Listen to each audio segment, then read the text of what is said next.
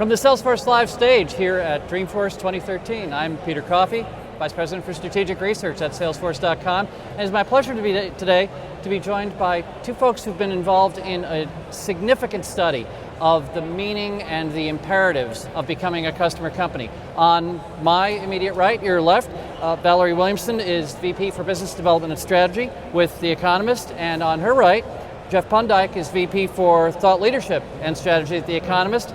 Finally, your proxy in this conversation, Aaron Farley, one of our Salesforce Live hosts, is going to be actively managing your questions and making sure that if there's something we need to drill into in a little more depth, we get that into the conversation right away, and I'm really looking forward to hearing more about that.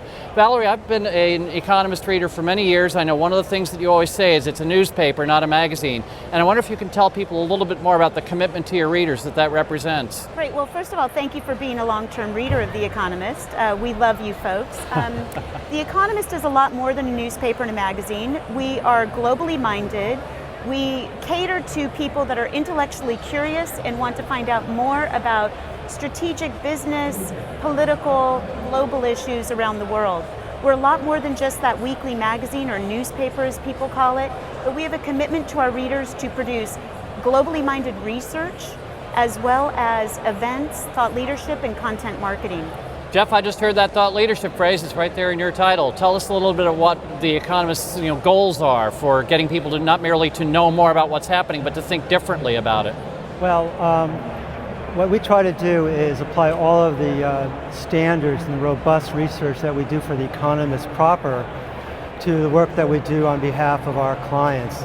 So the work we did with Salesforce recently is a great example of that.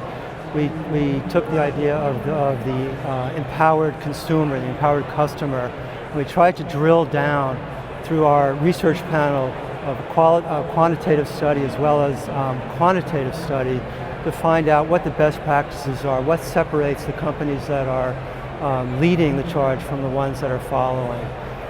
If anything, I'm thinking that one of the outcomes of your study is evidence that it's too late to lead. At best you can be a fast follower because the customer is already ahead of most companies. In fact, there's a quote in some related material around your study from a book called The Future of Business saying customer centricity is no longer a competitive advantage. It's simply a necessity if you even want to be relevant in today's marketplace at all. Valerie, you seem to be in vigorous agreement on that. Absolutely. I think the customer is leading the charge out there today, and they're really helping to define the conversation that they're empowered to define the conversation with the companies that they do business with. And they're also empowered to be able to be in the driver's seat, so to speak, of having that sort of response. They're used to it. They're used to putting their thoughts out there and having the companies respond to those thoughts. And Peter, yes, I just want to add that your phrase about following the customer is both symbolically correct and literally correct. Part of what our study revealed is that the companies that are leading in this area are the ones that are literally following their customers from channel to channel. I see, yes. And one of the real pieces of hard quantitative data that's in the study that particularly struck me, you've got a number of the typical bar charts of how do people feel about this now and in 3 years, now and in 3 years. The most pronounced shrinkage on that chart is companies that say, well, right now the company website is a significant priority, and that number shrinks by half from 60 to 29 over the next few years. And I have told a number of our customers over the last year, and now you're giving me abundant hard data to support it, that their website is a chirping cricket empty space of customers not listening to them because they're going to talk to their friends and their trusted advisor networks to get their opinions on the brands with which they want to engage. I think you honed in on one of the key pieces of data. Complementary to that is the three technologies that will be enabling communications in the future, which is mobile, obviously, the cloud, and social? And social. Right. Social. But what's interesting about those three pieces of data is there isn't one that is pronounced more than the others. No. It's a real even split between the three, and what that really indicates is that this is a multi-channel proposition. Well, and really, when you think about it, take away any one of them, and the other two become much less interesting. There is a multiplicative effect here because if people aren't mobile, they aren't connected all the time. If they're not connected all the time, they won't engage in the kind of opportunistic communication that leads to true social interaction. And if you don't have the cloud facilities for being able to analyze these incredibly bursty streams of traffic, you're not going to be able to get real business value out of that without unrealistic investments in massive capital stock. So Vallerie, I think this is clearly a case where 1 + 1 + 1 equals much, much more than 3. Absolutely, and I think you hit on another key point here that really surprised me that came out of this study is that companies are now investing in a multitude of technologies and processes to be able to connect with their customer. Whereas even 2-3 years ago, companies would sit down and be a very IT-driven process where they would say, well, what one platform can we use to handle this? And now what they're doing is they're saying we have to invest in all of these different platforms, and we have to do it quickly.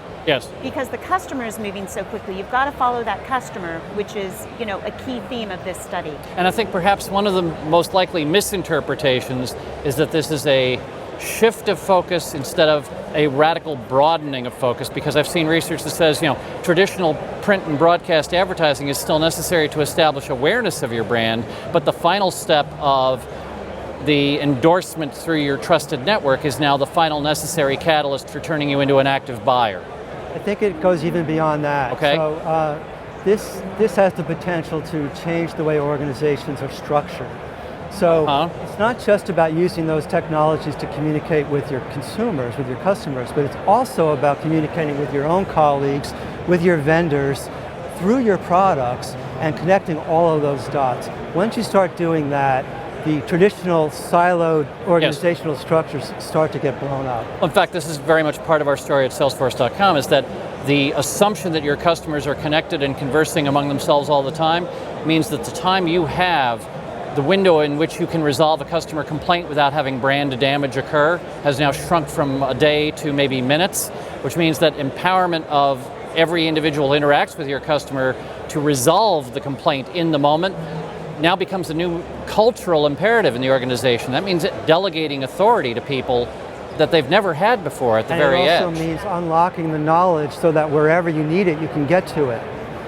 Right? So instead of it just being housed, say, in customer service, everywhere. And then you can use those insights in product development, in sales, and marketing. And that's the other thing, is that this is not more and better channels for pumping the message out to the customer, but if you're not prepared to joyfully accept input in areas like product development and become much more open about these processes, they will go elsewhere to someone who is interested in being a collaborator with them.